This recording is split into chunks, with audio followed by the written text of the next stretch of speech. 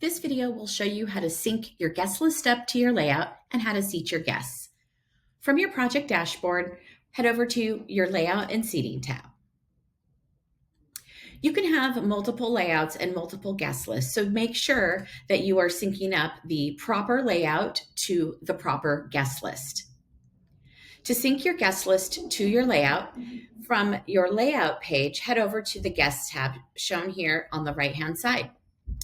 From here, you'll see a drop-down to select your guest list. Select the guest list that goes with this layout.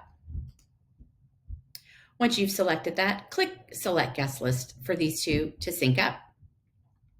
You'll now see the guest names on the right-hand side. You can click onto a table to enable showing table names, seat numbers, guest names, and show meals. Meals will only show up if you have a meal attached to this guest list here in Aisle Planner.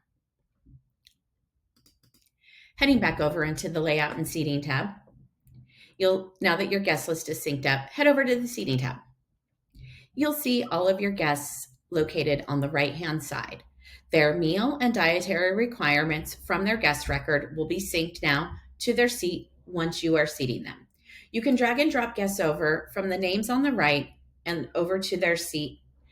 A check mark will be present for each guest that is seated.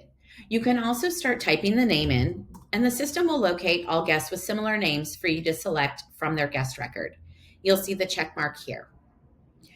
Complete seating all guests, so every guest located here has a check mark next to their name. You will not want to enter any guests in manually that aren't seating from their guest tab, as this will throw off your download reports.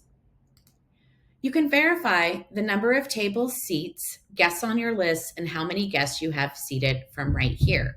If there's a discrepancy here, double check that everyone on your guest list has a check mark next to their name.